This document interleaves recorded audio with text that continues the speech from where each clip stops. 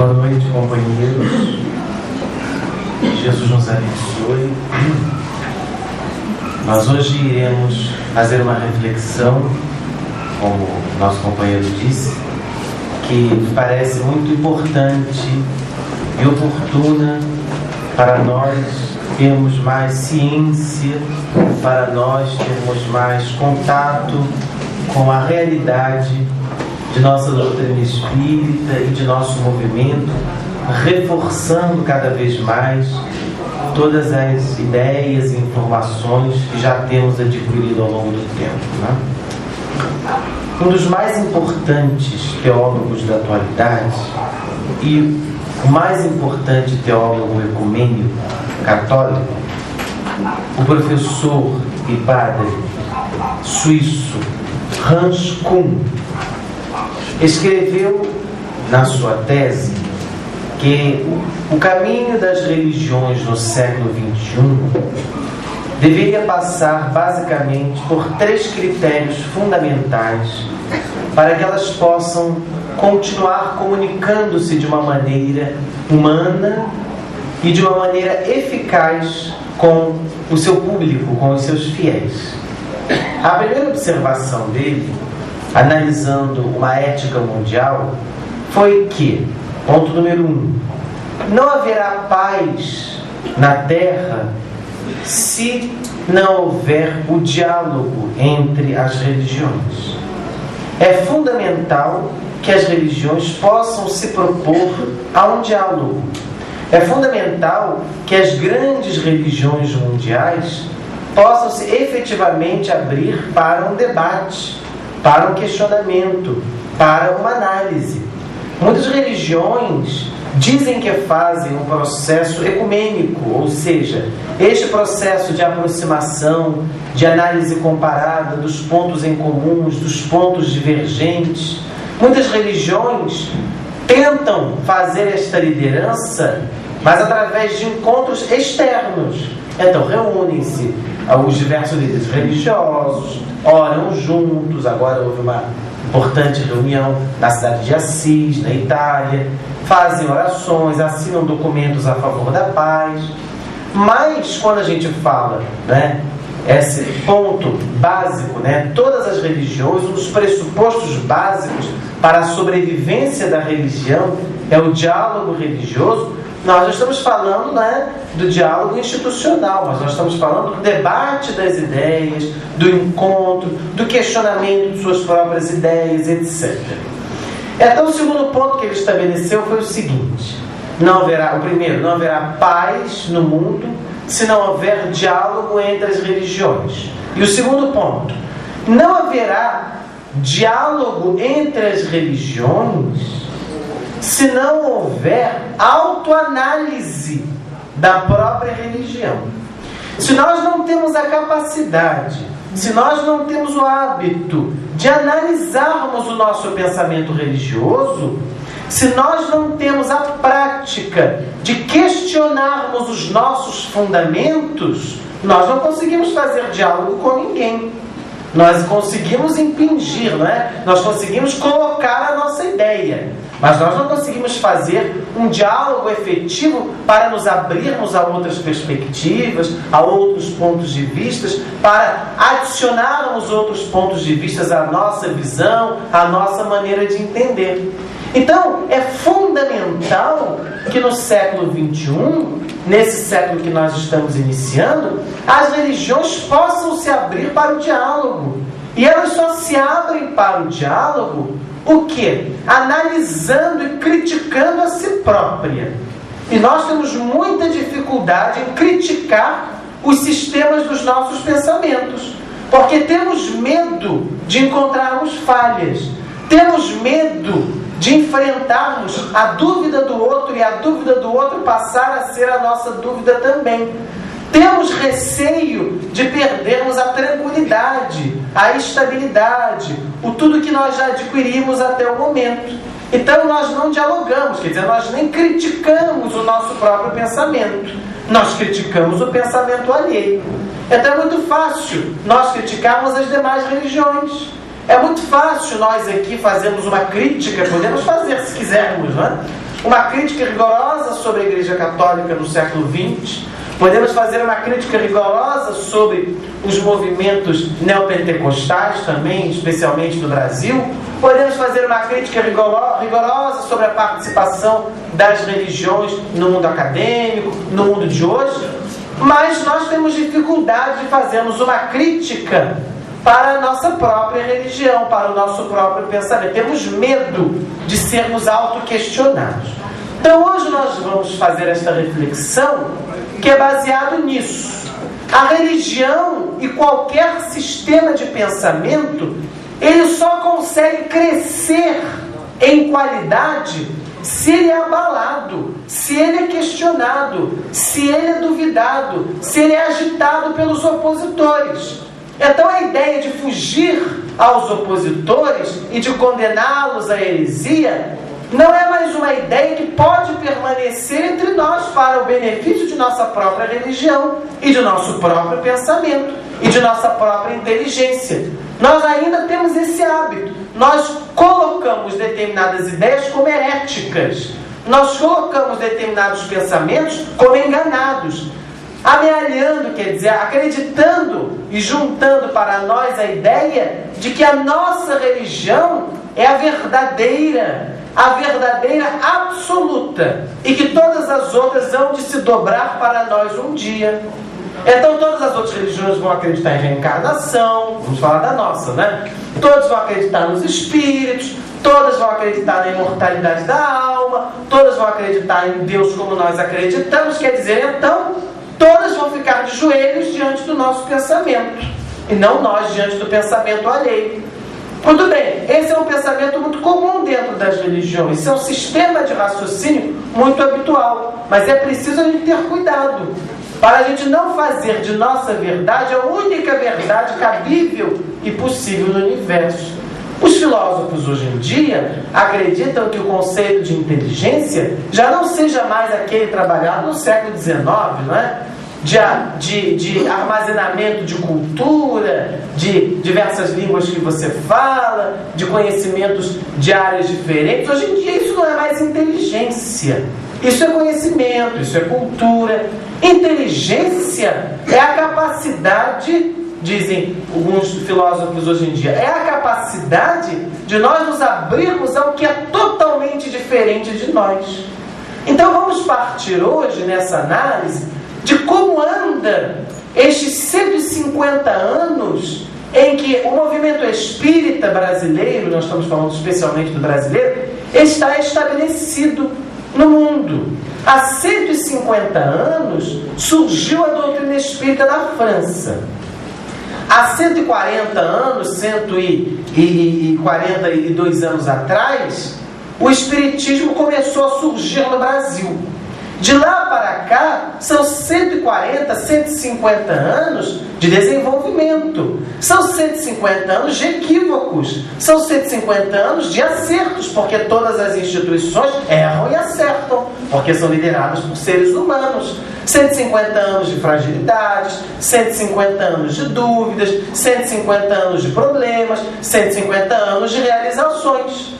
Então, nós que estamos aqui, né, podemos nos perguntar, mas que me interessa saber a história do Espiritismo? Não me interessa saber a história do Espiritismo, mas é importante para nós sabermos em que terreno nós estamos pisando, para nós sabermos em como está a nossa contribuição, para nós podermos avaliar, ainda que não tão profundamente, superficialmente, porque o tempo não nos permite, o que esta proposta que nós estamos aderindo, começando a aderir, ou já aderimos há muitos anos, vem representando na nossa história, vem representando dentro das religiões, o que ela precisa ser renovada, como ser renovada, como ser repensada, como nós sermos ativos nesse processo, como nós sermos humanos dentro da religião e não sermos apenas passivos, e não sermos apenas receptores, e não sermos apenas aqueles que se habituam à frequência aos cultos religiosos, durante anos a fio aos cultos religiosos, sem nós darmos a nossa energia, sem nós darmos a nossa contribuição, sem nós percebermos que o engajamento pelos sistemas religiosos, é o engajamento pelo ser humano, pela causa humana, pelos problemas humanos, pelas angústias do ser humano, pelas suas dificuldades, pelas suas, enfim, por tudo que a gente puder imaginar. Mas o engajamento pela religião é o engajamento a favor do ser humano. E nós estamos aqui. Então é preciso nós pensarmos um pouco sobre esses 150 anos de trajetória, que são trajetórias de vitórias e de fracassos, como em todas as religiões. Vitórias num sentido e fracassos em outros sentidos. O Espiritismo surgiu em 1857, na França. Ora, o ano do surgimento do Espiritismo, em Paris, da codificação da doutrina espírita, quer dizer, da organização do pensamento espírita, foi um ano em que uma grande ideia estava sendo lançada. Foi lançado neste ano de 1857 o livro O Progresso, de Spencer, um grande filósofo inglês, que trouxe pela primeira vez a ideia do progresso e da evolução do ponto de vista filosófico. 2 anos mais tarde, quando foi lançada a segunda edição do Livro dos Espíritos, o mundo científico ficou abalado, porque foi o lançamento da teoria da evolução de Charles Darwin, né? Que abalou a estrutura do pensamento científico de sua época. A partir daí, o mundo começou a ser repensado de outra maneira, especialmente na ciência. Ela veio num progresso alucinante, num progresso assustador. Então foi numa cidade, quer dizer, Paris, aonde por volta desta ocasião estava vivendo Karl Marx. Foi nesta cidade aonde estava situada a mais importante universidade europeia. Nesta cidade de Paris, onde estava a nata da intelectualidade, o maior escritor francês, Victor Hugo, do romantismo, o maior escritor francês do realismo, Balzac, que influenciou a literatura do mundo inteiro. Quer dizer, era uma cidade glamurosa, era a cidade da luz, não era a cidade berço do conhecimento humano, Paris, na França. E foi lá que surgiu o Espiritismo. O Espiritismo é fruto também de seu tempo. Embora a gente possa admitir que há uma influência espiritual total, há uma programação espiritual, mas ele também faz parte dessa época em que tudo estava sendo questionado, em que o racionalismo estava sendo muito desenvolvido, daí depois veio o positivismo também. Então Kardec estabeleceu uma doutrina não passiva, mas uma doutrina experimental. Uma doutrina que tinha como objetivo a análise das comunicações, a lógica das informações, o debate com as ideias, até onde eram mentirosas informações que eram trazidas através da mediunidade. E ele questionou também a existência da mediunidade, e ele também elaborou ideias, como a gente observa na codificação, ideias teóricas, filosóficas, para poder justificar ou não justificar a ideia da imortalidade da alma. Mas então Kardec era este homem, fruto de sua época, um grande pensamento, uma grande inteligência, que veio com esse propósito, que estava com este propósito. Não aceitar as informações que eram trazidas, mas verificá-las, debatê-las, questioná-las, colocá-las em xeque. E assim Kardec fez durante o seu período de trabalho. Foram 12 anos de trabalhos ininterruptos na codificação, na estruturação da doutrina espírita. Aí foram publicados os 5 principais livros da codificação espírita e a revista espírita. O básico livro, nós sabemos, é o Livro dos Espíritos. Ali está a sedimentação teórica básica da doutrina espírita e do método espírita. Muito bem. Aí o que aconteceu? Kardec desencarnou e a liderança do espiritismo francês permaneceu muito grande. Mais tarde, um pouquinho, alguns anos depois, um jovem da cidade de Tours, no centro da França, Leon Denis, muito conhecido, desenvolveu a continuidade deste trabalho experimental de Allan Kardec.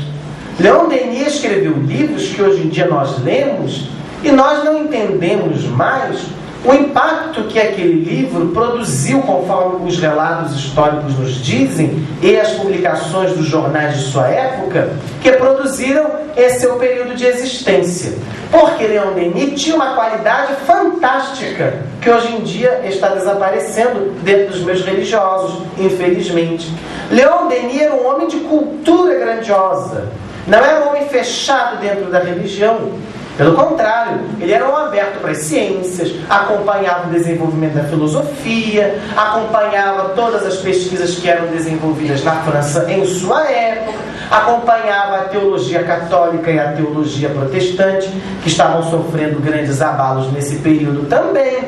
Então, os escritos, os seus estudos, os seus livros, são livros, a gente diz assim, livros filosóficos, são livros que debatem com a sua época, debatem com as ideias da sua época, com os pensamentos vigentes, com as ideias conflitantes. E nós até vemos muitas referências disso na sua obra. Uma obra muito filosófica, realmente.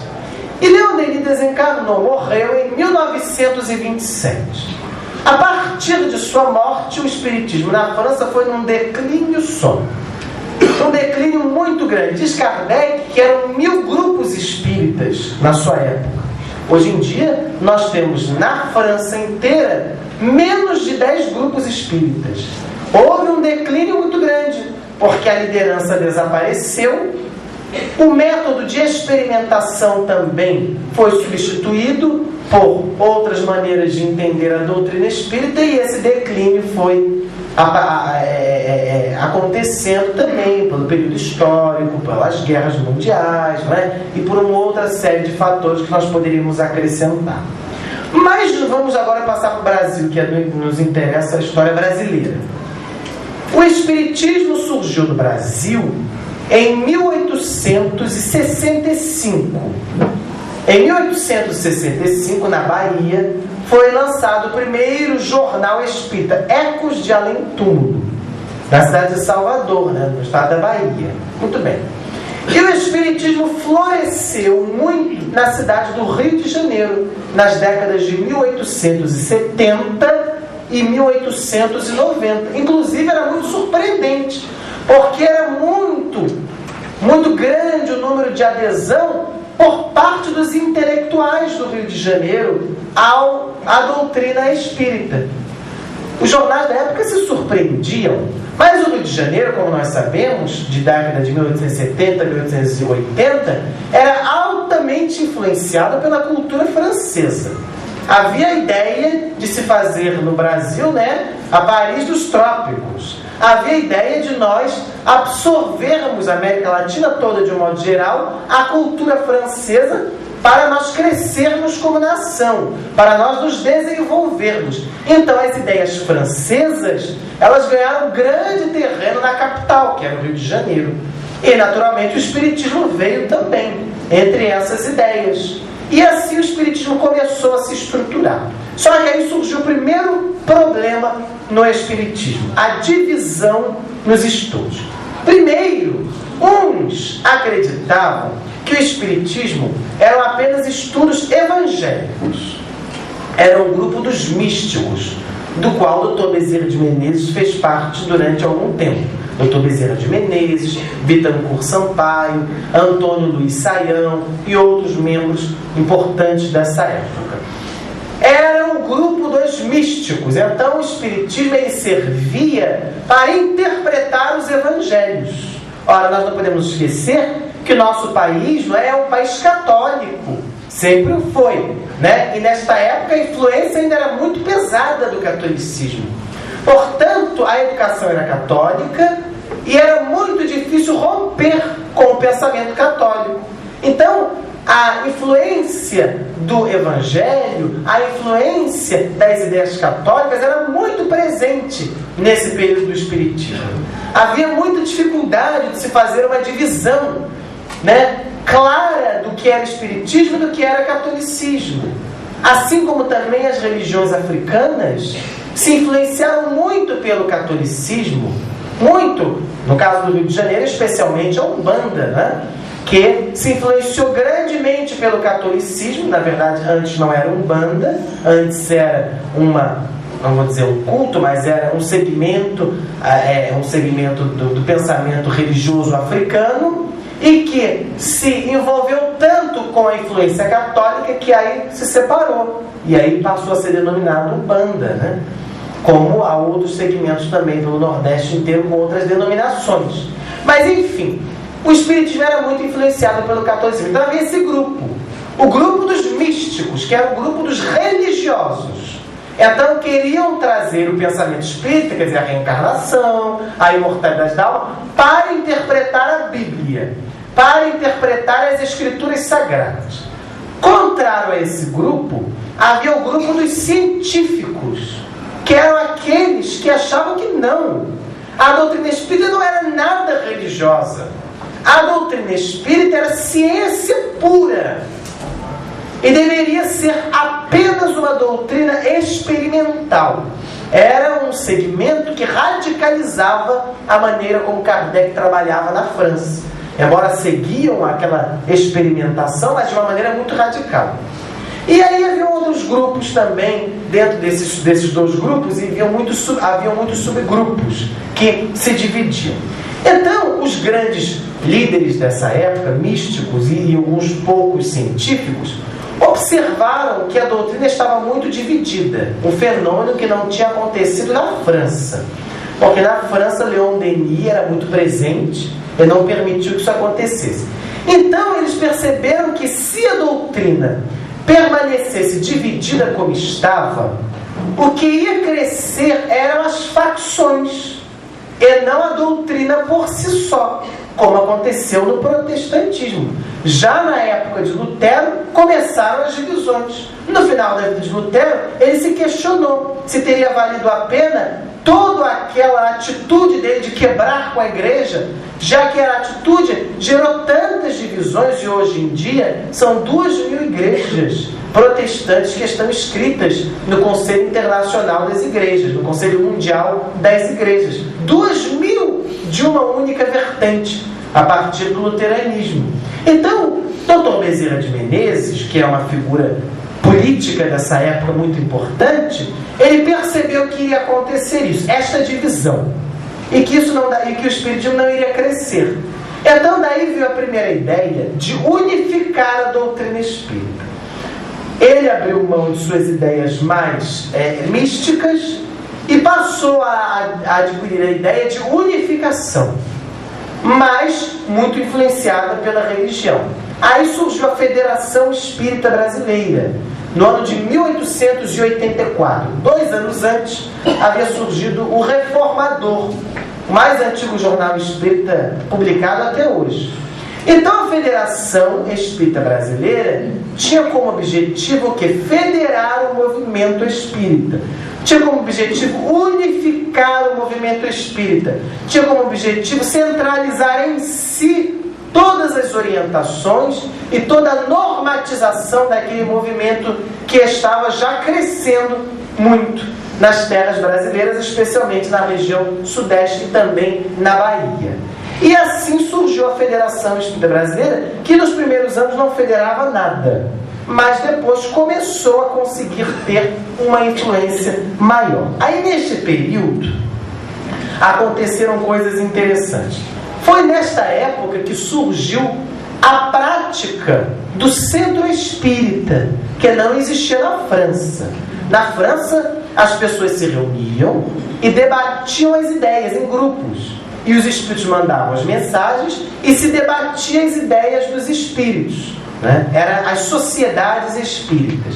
No Brasil, a coisa ganhou um outro rumo. Foi a implantação do centro espírita, que é um trabalho de influência católica. A gente olha de uma maneira pejorativa. É católico. Mas a gente tem que entender que esse sincretismo religioso é presente em todas as religiões. E não há como ser diferente. Não há como a gente negar a nossa cultura católica. Então, como que foi formatizado o centro espírita nessa época? Seria um lugar onde haveria palestras públicas, como nós estamos aqui, por exemplo, e depois iria existir a aplicação do magnetismo, do passe, né? Que isso não existia na França desta maneira. E assim o espiritismo começou a se estruturar dentro das casas espíritas. Só na cidade do Rio de Janeiro, outro dia eu fiquei impressionado, sabe quantas casas espíritas na cidade do Rio de Janeiro? Só aqui são 250. Que é? ADESAs, quer dizer, ADESAs, a federação, regulamentadas, fora as não regulamentadas. Então o espiritismo começou a formatar-se no formato, claro, de centro espírita, como nós entendemos aqui. É claro que era um pouquinho diferente, o negócio foi evoluindo, né? Mas era mais ou menos nesse sentido. E justamente nesta época, por volta de 1895, 1900, também aconteceu o quê? Aconteceu que surgiram alguns médiuns, psicógrafos, homeopatas, médios de muita capacidade. O mais importante deles, né, o mais conhecido entre eles, foi Inácio Bittencourt. Esses médiuns, eles recebiam homeopatias. A homeopatia era um fenômeno nessa época, era uma grande descoberta que vinha para o Brasil, e nós tínhamos grandes homeopatas na cidade do Rio de Janeiro. Então, o que acontecia? A multidão, muito pobre, porque a cidade do Rio de Janeiro era uma cidade muito pobre em 1895, 1900, era uma cidade que não havia higiene nenhuma, e até depois Oswaldo Cruz fez um trabalho muito bonito. Então, o que aconteceu? As pessoas vinham à Federação Espírita e aos centros espíritas pegar as receitas homeopáticas ditadas pelos espíritos. Então aquilo gerou muita polêmica, muitos processos na justiça contra os centros espíritas, mas muitas curas que eram realizadas nessa época também. E vocês imaginem, né, gente? Se em um centro espírita frequentavam 15 pessoas, botou o médium para receber homeopatia, foi para 320 o número de frequência dos centros espíritas. Então o espiritismo começou a ser uma doutrina popular no Brasil e no Rio de Janeiro. Popular por quê? Porque na França ela tinha um viés muito mais intelectual.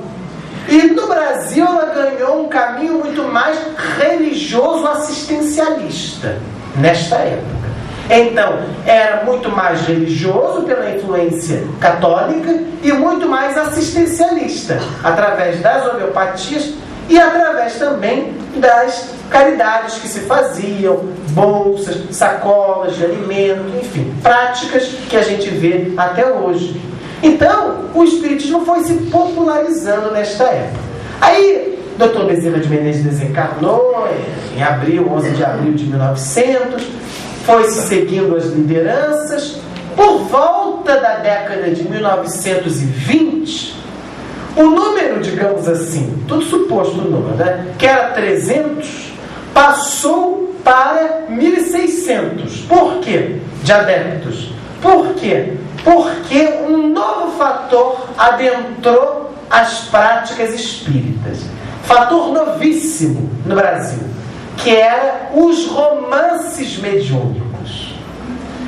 A mais importante romancista mediúnica que recebia através da psicografia foi Zilda Gama, que escrevia livros imensos, 800 páginas do Espírito Vitor Hugo. Se usava muito naquela época, né? Na própria literatura, aqueles livros imensos. Hoje em dia não é possível mais isso. A gente vê que a prática da literatura hoje em dia é muito mais enxuta do que grandiosa.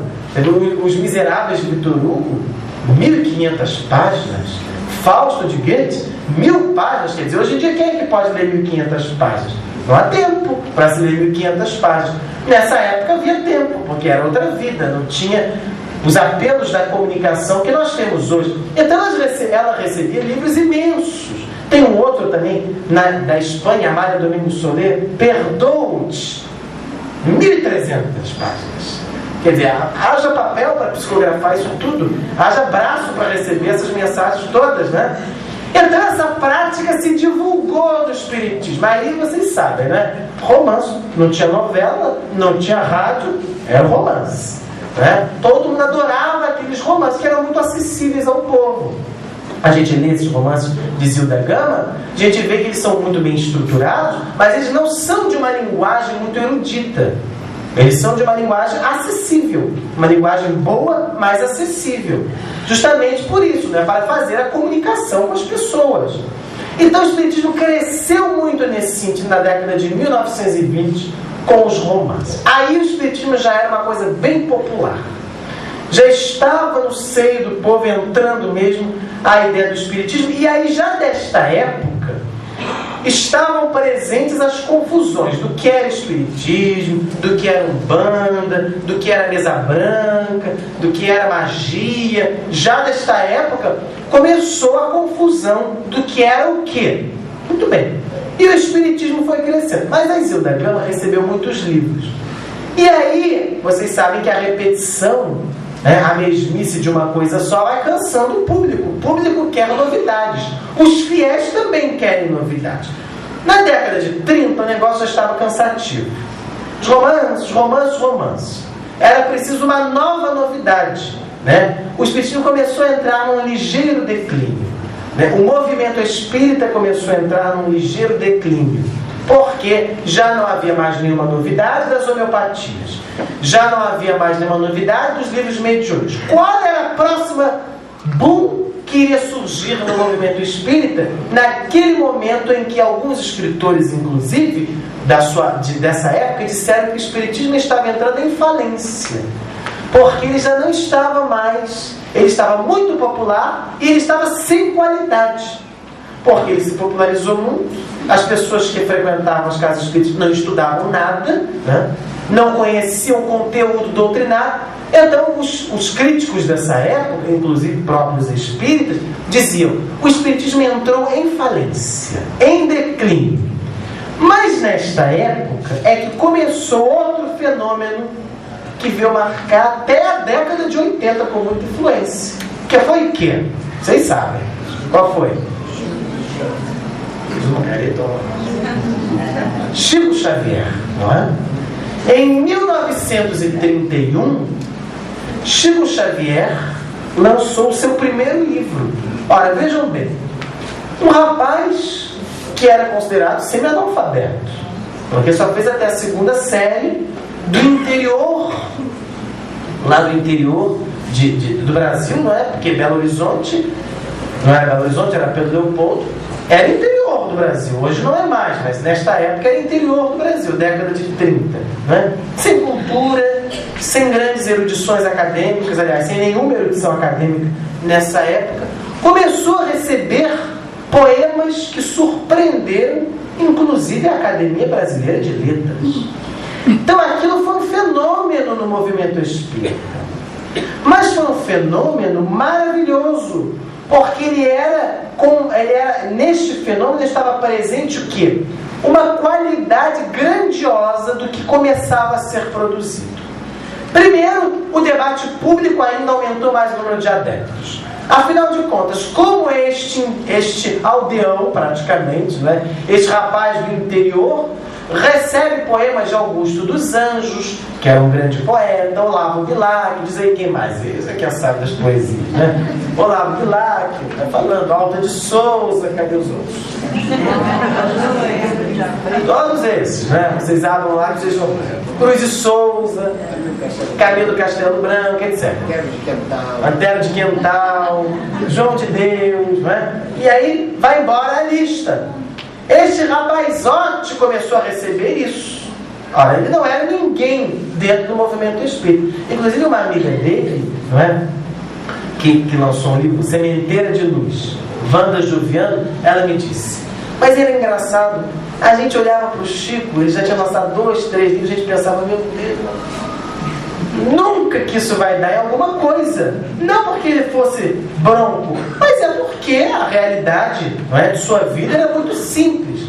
Ela disse para mim: até hoje me surpreendo quando eu penso que o Chico que ia lá em casa rezar com a gente todas as quartas-feiras virou o Chico Xavier que a gente conhece, porque não havia essa perspectiva, Foi num crescente muito grande. Então a questão das poesias agitou muito a imprensa da época. Foi a primeira vez mesmo que o Espiritismo ganhou os debates públicos na imprensa nacional.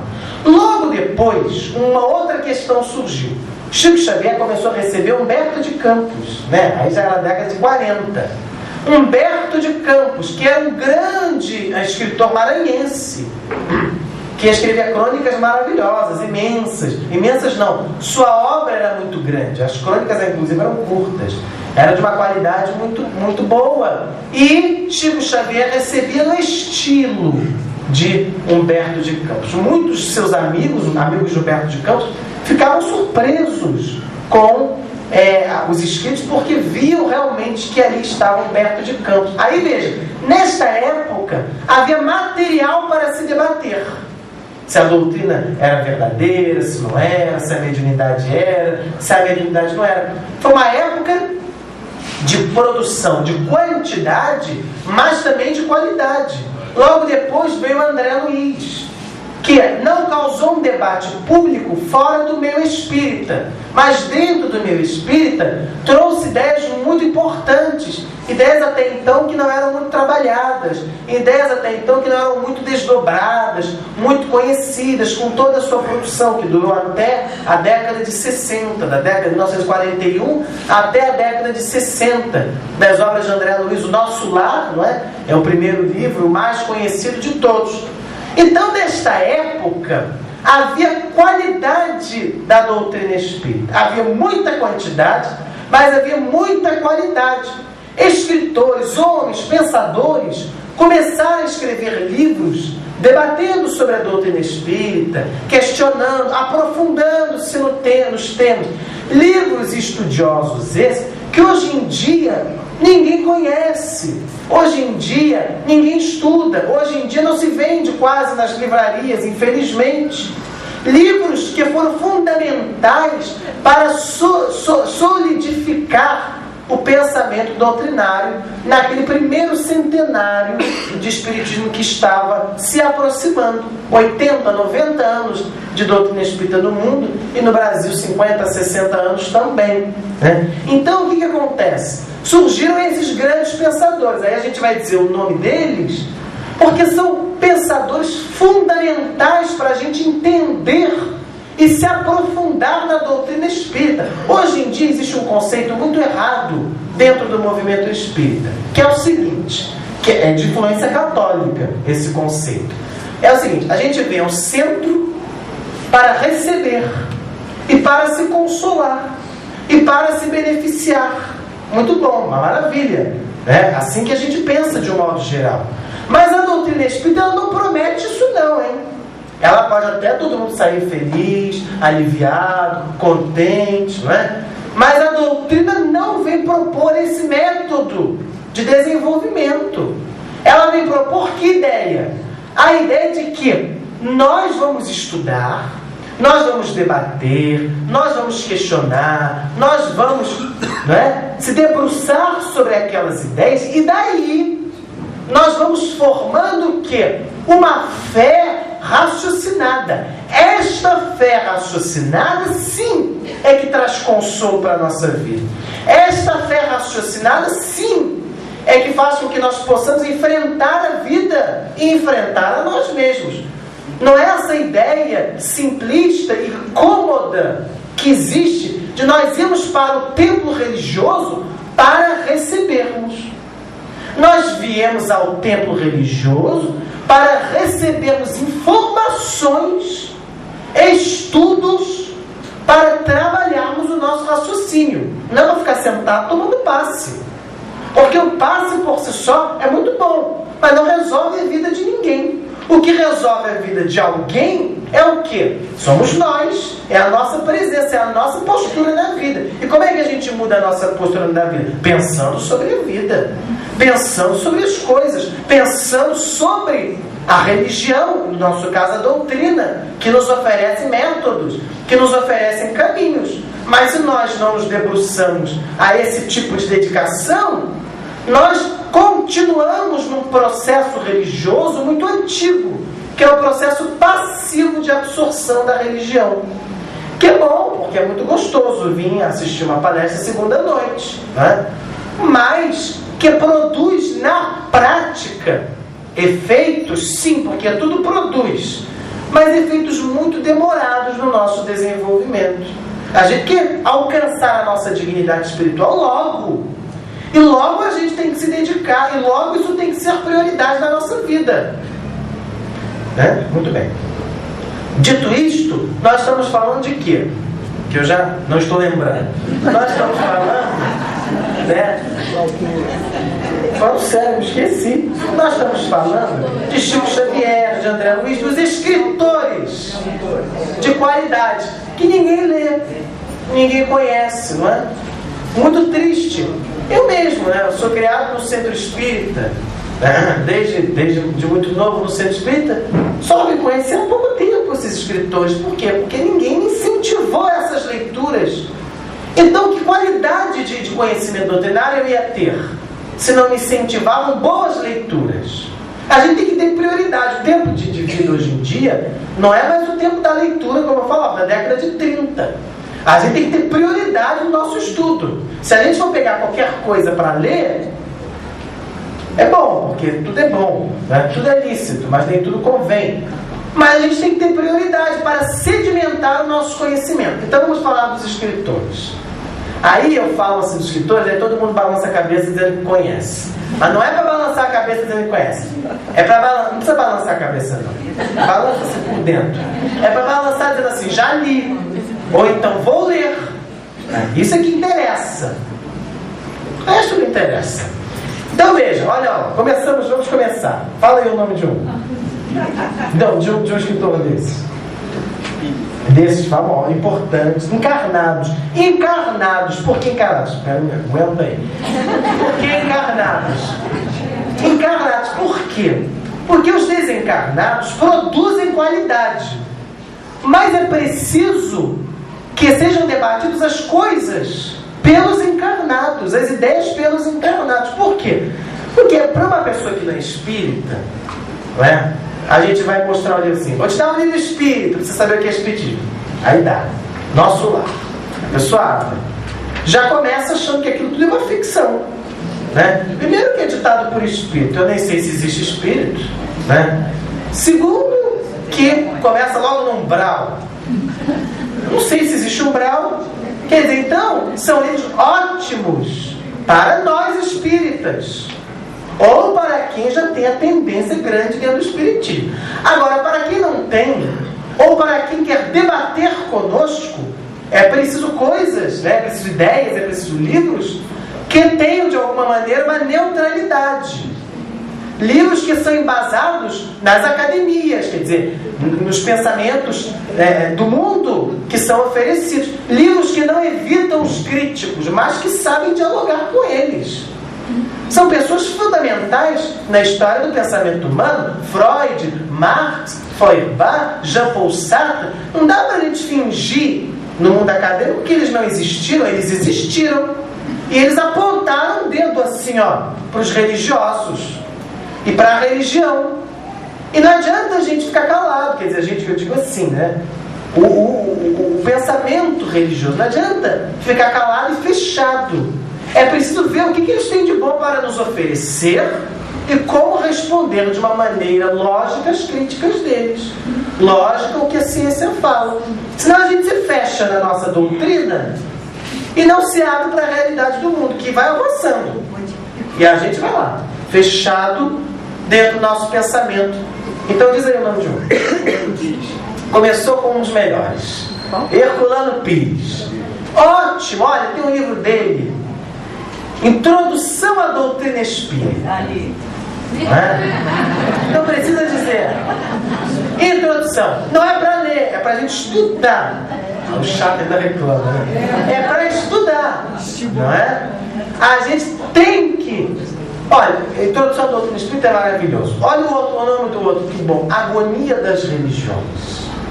Revisão do cristianismo. O espírito e o tempo. Pedagogia espírita, o centro espírita, vai longe os assuntos. Vampirismo. Bom, Hermínio de Miranda, que está vivo até hoje. Né? Hermínio de Miranda. Os livros de Hermínio de Miranda são ótimos, porque são livros que se propunha a fazer leituras para não espíritas, atendendo naturalmente às necessidades dos espíritas. Então, magnífico. Carlos Embassari é o mais esquecido de todos, que foi um grande estudioso da doutrina espírita, contribuiu de uma maneira muito efetiva. Além dele, Deolindo Amorim, o Espiritismo e as doutrinas espiritualistas, o Espiritismo e o Africanismo, falando a diferença do Espiritismo para as vertentes africanas. A gente às vezes não sabe explicar para as pessoas por que o Espiritismo nosso aqui não é mesa branca, né? De ter dificuldade de conhecimento mesmo, de articular as ideias. Então tem esse livro maravilhoso. Como é que é aquele do humano, não sei o que é humano? Esse eu não li, confesso. O Espiritismo no seu tempo humano, sei lá, uma coisa dessa. Tem um H aí no meio. Vocês procurem. Então tem livros maravilhosos de Deolindo. Tem um dele muito bom, Doutrina Espírita, que é ótimo. Esse eu ainda gosto mais do que do Herculano Pires, para a gente conhecer o que é a doutrina espírita. E olha, a gente entende a doutrina assim, ó. É uma coisa fantástica. Muito bem, falamos de quem? Herculano Pires, Deolindo Amorim, Carlos Embassari, Hermínio Miranda, Leon Denis, mas eu estou falando dessa época daqui. Leon Denis fez isso na sua época, não é? Na época dele, 1920, 1925, 1915. Então, também outros que não eram espíritas, mas que contribuíram muito para o pensamento espiritualista. Aí, Carlos Pastorino era espírita, mas escreveu muita coisa espiritualista. Pietro Baldi, um pensador fantástico também, que foi muito elogiado até por Einstein. Depois de Pietro Baldi, Humberto Roden, que escreveu uma produção que inclusive até hoje é uma produção mais divulgada. Então foi essa época, década de 40, década de 60, uma época de grande qualidade da doutrina espírita. Se estudava muito, né? Se estudava muito, se conhecia muito esses livros, além dos que eram psicografados por Chico Xavier, que aprofundavam sobre outras perspectivas. Emmanuel, André Luiz, Humberto de Campos, e as próprias mensagens particulares que eram dadas para as pessoas também, mensagens das comunicações, como se fossem comprovações da sobrevivência, fenômenos fantásticos que aconteciam com Chico Xavier, que hoje em dia a documentação bibliográfica é muito grande, né? Enfim, foi uma época de grande qualidade. Na década de 60, já estamos na década de 60, fiquem felizes. Na década de 60 aconteceu uma outra presença que também foi importante, que foi a de quem? Foi a de Divaldo Franco. Ela foi importante em que sentido? Importante porque ele, que é um palestrante muito bom, muito bem articulado, muito bem inspirado, com muito conhecimento, levou o espiritismo para lugares no Brasil que nem existia ainda, e para fora do Brasil com menos felicidade, com menos êxito, pelas dificuldades históricas dos lugares. Mas Portugal e Argentina são países em que a adesão espírita é muito grande, mas fez um trabalho de divulgação da doutrina espírita muito bom. As suas obras mediúnicas não apresentam o valor histórico que apresentam as de Chico Xavier. Não apresentam, porque não apresentaram inovações como as de Chico Xavier, e nem inovações como a desses teóricos de sua época, Deolindo Amorim, Herculano Pires. Foram obras que vieram de alguma maneira repetir o que já estava sendo dito. Então a sua grande contribuição não foi no setor da psicografia. A sua grande contribuição foi no setor assistencial, porque ele tem um trabalho muito bem desenvolvido e muito elogiado na cidade de Salvador, e no terreno da divulgação doutrinária, através das palestras, através da fundação de centros espíritas. E assim foi, muito próspero nessa época, na década de 60, o movimento espírita. Na década de 70, a quantidade de espíritas aumentou significativamente. Por quê? A quantidade aumentou porque Chico Xavier foi ao programa de televisão Pinga Fogo 2 vezes. Isto causou um debate nacional. Há algumas poucas pessoas desta época que estavam presentes na ocasião, né? Mas alguns não tinham nascido. Você não estava, né? Mas, enfim, engatinhando. Tinha uns que não viram, que eram muito pequenos. Mas causou uma adesão muito grande ao movimento espírita na década de 70. Na década de 80 é que começou o negócio. Na década de 80, aí nós começamos a entrar num declínio. Eu preciso só fazer uma ressalva de uma pessoa que eu não falei, que é preciso ser dito, que foi Ivone Pereira. Um exemplo de médium. Olha, os méritos todos vão para o livro Nosso Lar, que o livro Nosso Lar desvendou o mundo espiritual, publicado em 1941. Mas em 1927, ela já tinha recebido o livro Memórias do Suicida, que também desvenda o mundo espiritual. Só foi publicado em 1956. Né? Mas em 27 ela já tinha recebido um livro muito bom, de uma qualidade literária e doutrinária muito grande também. Na década de 80, o que aconteceu? Estas grandes lideranças foram desencarnando. Deolindo Amorim desencarnou, o Carlos Embaçaré já tinha desencarnado, quem mais? Herculano Pires também já tinha desencarnado, só Hermínio Miranda que está vivo até hoje, né? Desta época. Já tinham, estou falando dos principais, é claro que há outros também, já tinham desencarnado. A década de 80, que foi, talvez até porque a época da redemocratização, né? Foi uma época em que alguns problemas foram sedimentados, problemas que estão estabelecidos até hoje. Da década de 80 para cá, a produção de Chico Xavier diminuiu, pela sua própria idade, porque ele já tinha trazido as principais obras de sua contribuição, o trabalho de Divaldo já estava muito bem estruturado, das suas palestras. Então foi uma época em que a quantidade foi aumentando muito devagar, de adesão, mas a qualidade foi ao mesmo tempo caindo. A qualidade foi caindo porque já não havia mais esta produção tão intensa, nem de livros de desencarnados, nem de livros encarnados. Foi uma época, na década de 80 toda, digamos assim, de sedimentação mesmo de tudo que havia sido conquistado até ali. Na década de 90 que começaram os problemas que estão até hoje. Quais são os problemas que estão até hoje, da década de 90 para cá? Um importantíssimo problema é o do meio editorial. Se percebeu, e vem se percebendo cada vez mais, que livro dá dinheiro, que livro de autoajuda ou livros religiosos fazem sucesso no Brasil, que é um país muito religioso por si só e com muito sincretismo religioso, um país de muita flexibilidade religiosa, não é? A pessoa é católica, mas acredita na reencarnação, mas no dia de Ano Novo vai fazer o despacho para Iemanjá. É assim que é a nossa religiosidade no Brasil. Vai de roupa branca, mas na verdade não é assim. Nós somos espíritas, na minha carteira está a foto de Santa Teresinha. É assim. É assim que a nossa... Eu gosto. É assim que é a nossa religiosidade. Ela é muito flexível. Porque essa é a nossa cultura. Não é? Porque nós estamos habituados a isso. E se bobear, de vez em quando, aqui ainda vá no centro de Umbanda se consultar, porque o pessoal lá a gente acha forte, né? Mas tudo bem, faz parte do nosso processo de amadurecimento religioso, enquanto instituição e enquanto indivíduo.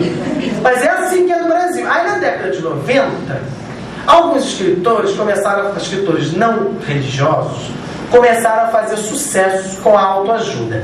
Isto não só no Brasil, isso é uma coisa do mundo, que foi na década de 90, mas no Brasil o terreno era muito fértil, né? Era uma terra magnífica para se plantar autoajuda.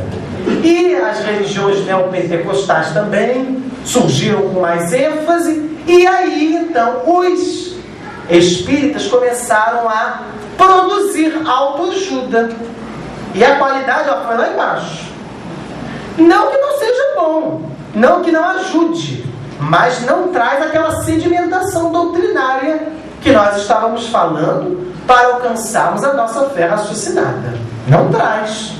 Traz o consolo, como nós havíamos falado, imediato, mas com raríssimas exceções, porque a vida tem muitas exceções, com raríssimas exceções, é capaz de alguém modificar a sua vida, alguém repensar todas as suas estruturas, lendo o livro Minutos de Sabedoria, que é inclusive de Carlos Torres Pastorino, né? É muito difícil a gente reestruturar uma vida inteira e encarnações inteiras assim. Então, na década de 90, começaram a lançar os livros. E começaram a comprar os livros também. E aí, começou-se a forjar também muito a mediunidade nessa época. Muitos autores queriam escrever coisas interessantes até. Mas, para o livro ter mais entrada no meio editorial, para o livro ter mais facilidade de divulgação, punha-se lá o quê? O nome do Espírito. Pelo Espírito de João da Silva. E assim foi. Pelo Espírito de José. Aliás, irmão José, tem milhões de médios que recebem irmão José. Pelo Espírito de João. Outro dia um amigo meu falou assim para mim, eu escrevi um livro. Eu falei, que interessante. Aí ele me contou o livro. O que era o livro. Aí eu falei assim, e você vai tentar publicar? Aí ele disse, mas é muito difícil publicar. Então sabe o que eu fiz? Eu falei, o que você fez? Eu botei assim, médium, aí botou o nome dele. Espírito, aí botou lá o nome de um espírito. Aí eu falei, você fez isso? Eu fiquei tão sem graça. Eu falei, você fez isso? Ele falou, fiz. Porque assim é que o livro tem entrada no meio editorial. Aí eu tinha que saltar da carona, porque eu era carona também. É difícil, né? Você ser carona nessa hora. Era carona, aí saltei, acabou o assunto e não sei há quantos anos da publicação. Mas olha só o fenômeno que acontece, né? E hoje em dia muitos estão sendo publicados. Pensa que não? A gente dá uma olhada assim nessas grandes livrarias, a gente fica, né? Digo de mim assim, eu fico até sem graça de ver os livros que estão lá, livros espíritas. É uma prateleira que vai daqui até lá.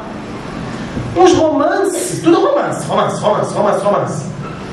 Que você vê, o autor não sabe nem botar vírgula direito.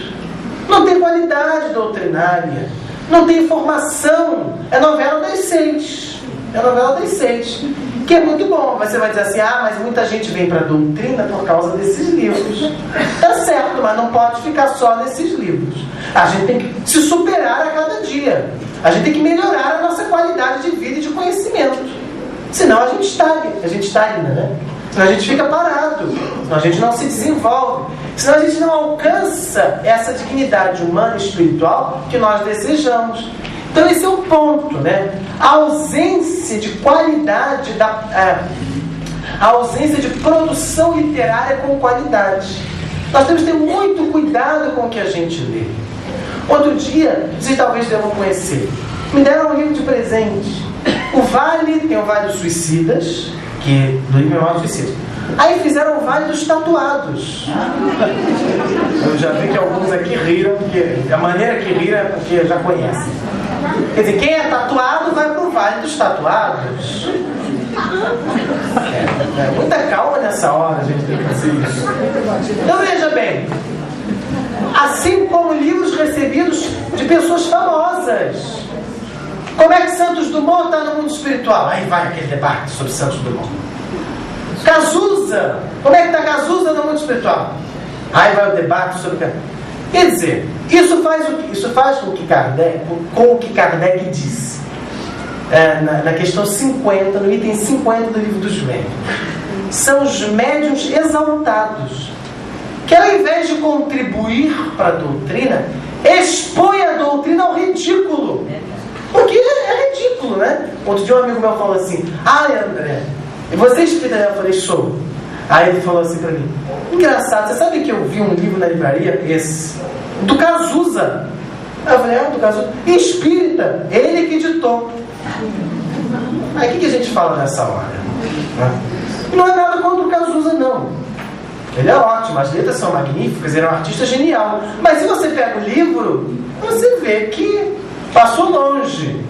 Cazuza, inclusive tem umas musiquinhas porque parece que tem dois. Nesse que eu conheço, tem umas musiquinhas. Ora, coitado de Cazuza ter escrito aquelas músicas, não ia ter feito sucesso nunca, né? Porque não tem qualidade, gente. Então a gente tem que ter esse cuidado com o que a gente compra, com o que a gente lê. É a ausência de qualidade nos estudos. Nós não estudamos. Nós estamos numa era de preguiça. Numa era em que, ao invés de a gente ler um livro sobre os elefantes, se a gente tem curiosidade sobre os elefantes, a gente vê um programa em 1 hora na televisão e a gente sabe sobre os elefantes. É bom, é a comunicação que está se fazendo, é moderno. Mas há coisas que a gente precisa pesquisar, debater, se criticar, se auto-questionar, ver se a sua ideia está tão bem feita assim. Quantas vezes eu mesmo tenho feito palestras e depois, passado um ano, passado tantos meses, eu leio um livro e digo, mas que besteira que eu falei na palestra.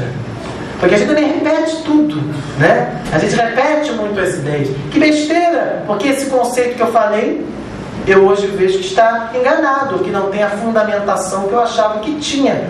Quer dizer, é preciso a gente estudar para aumentar a nossa qualidade. E hoje em dia também nós temos um outro processo. Já estamos acabando, né, a nossa palestra, e nós temos um outro processo. Nós hoje em dia não temos mais as lideranças que nós tínhamos no passado. No passado nós tínhamos lideranças dentro do meio espírita, por parte principalmente dos médios, Irivone Pereira, era Chico Xavier, né? alguns dirigentes da federação, eram lideranças dentro do sistema social, eram lideranças importantes. Hoje em dia nós não temos mais essas lideranças. E por que nós não temos mais essa liderança? Será que é porque não se produz nada de bom? Não. É porque a nossa época é outra. É a época de nós caminharmos por nossa conta. É a época de nós explorarmos e desenvolvermos mais o que já há. É a época em que as coisas já não são dadas com facilidade. Porque hoje a gente tem acesso a tudo. Hoje a gente tem todas as facilidades, de um modo geral, pelo menos nós que aqui estamos, né? Temos facilidades de acesso às informações, de acesso à cultura religiosa e à cultura espiritualista e espírita. Então essas lideranças já não hoje existem mais, porque elas também não são tão precisas, não são tão fundamentais como eram no passado. Hoje nós precisamos conquistar o nosso próprio espaço e nós precisamos começar a caminhar sozinhos, sem médiuns a todo tempo orientando, sem médiuns a todo tempo dizendo o que tem que fazer, o que não tem que fazer, sem espíritos a todo momento dando mensagens. É a nossa época, é a época em que nós temos que maturar as ideias e desenvolvê-las ao máximo. Então, a gente precisa refletir sobre isso, sobre a qualidade de nossa adesão à doutrina espírita. O como nós estamos nos beneficiando destas informações e nos aprofundando a nosso próprio benefício, pelo nosso próprio interesse. E naturalmente pelo interesse da coletividade. Porque senão, é o que Jesus disse, que adianta salvar os outros se não sois capazes de salvar a si próprio. Que adianta a gente fazer obras monumentais de caridade se nós não entendemos o valor do amor, da compreensão do ser humano. Adianta para o outro, mas para nós não adianta. Que adianta nós obedecermos a leis estabelecidas pelas religiões se nós não temos a capacidade de sondar as vontades de Deus para a nossa própria vida? É muito fácil a gente trabalhar com as leis que dizem que a gente faz e o que a gente não faz, com o que o padre manda ou com o que o palestrante diz. É muito fácil isso. É muito cômodo esta posição. Difícil é nós, baseado no que nos diz e no que nós lemos, nós matutarmos sobre aquelas ideias, nós tirarmos as nossas conclusões, nós por nossa conta fazermos o nosso caminho sem a dependência de lideranças ou sem a dependência de pessoas. Então é fundamental nessa época a gente construir uma doutrina de qualidade. Quantidade não interessa para Kardec, ele deixa claro isso. Quantidade é o que nós dizemos, não adianta, não significa nada. Agora, é o que Leon Denis também falou, lá em 1910. O futuro do Espiritismo será o que nós fizermos dele. Não haverá anjo de salvação para mudar o rumo. Ora, os anjos de salvação não mudaram o rumo da cristandade. A história da cristandade, de 2000 anos, é uma história de muito fracasso. Tem alguns sucessos, mas tem muito fracasso. É muito vergonhosa a história da cristandade. E nós temos que ter atenção para não sermos nós a construirmos essa história fracassada. Para nós contribuirmos da melhor maneira possível, e todos podemos contribuir. A contribuição começa com o empenho íntimo de nós conhecermos mais essa doutrina que nós abraçamos ou que nós estamos começando a abraçar, a sondar, a entender. Não interessa para nós, que eu digo para nós é para a doutrina, não interessa para a doutrina fé cega. Não interessa para a doutrina quantidade. Não interessa para a doutrina obras e obras. Interessa a qualidade do que a gente faz e de como a gente entende esta doutrina. E é preciso a gente pensar nisso com muito cuidado e com muita reflexão para a nossa vida não passar mais uma vez. Para a nossa religiosidade não ser uma religiosidade amornada, mas para ser uma religiosidade apaixonada. Para ser uma religiosidade dedicada. Não com santidade, porque nós não queremos santidade. A doutrina não prega a santidade. Chico Xavier disse: santidade demais na terra é doença. Não tem santidade. Todo mundo é humano e muito humano. Todo mundo tem suas coisinhas que não bota para fora porque não tem coragem, porque tem vergonha do que tem. É natural. Não há nada demais nisso. É um processo nosso de desenvolvimento. Mas a gente precisa se expandir, né? A gente precisa se colocar. A gente precisa seguir a jornada evolutiva. Porque senão nós estamos criticando as religiões alheias, que são muito fechadas. Nós estamos criticando as religiões alheias, que são ultrapassadas. E nós? O que estamos contribuindo no mundo de 2007? Então precisamos pensar sobre isso com muito cuidado. Era essa a nossa reflexão. São 150 anos de doutrina. Os próximos 50 anos tem que ser de qualidade, não de quantidade. Porque senão ela entra em falência. Senão mandam pessoas para ajudar, mas as pessoas não aguentam. Porque 40 pessoas contra 1 milhão, né? Parece que são quantos que são? Parece que são 3 milhões que se declararam espíritas, e acredita-se que tenham 20 milhões que sejam adeptos da doutrina. Então, é o que acontece, é a história é essa. A história da religião é essa. É a história de fracasso e história de sucesso. Não é vergonha os erros. Não é vergonhoso os fracassos da religião. Mas a gente já tem 2000 anos de cristandade e 150 de experiência para nós construirmos uma coisa bonita, para nós construirmos algo autenticamente cristão e começando a fazer de nossos trabalhos espíritas, de nossos trabalhos no mundo e de nossa própria vida mais e mais cristã. Esse tem que ser o nosso lema, eu penso.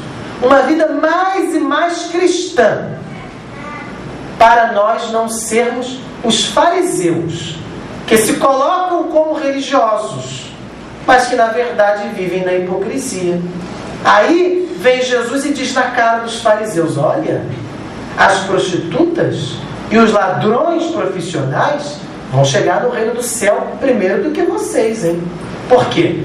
Porque a gente fica pintando um teatro de alta moralidade e de muito conhecimento. E aí a gente não se sustenta nas pernas com qualquer probleminha da vida que aparece.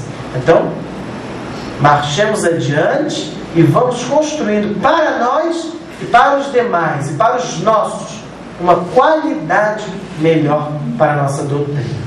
Muito obrigado pela atenção de todos.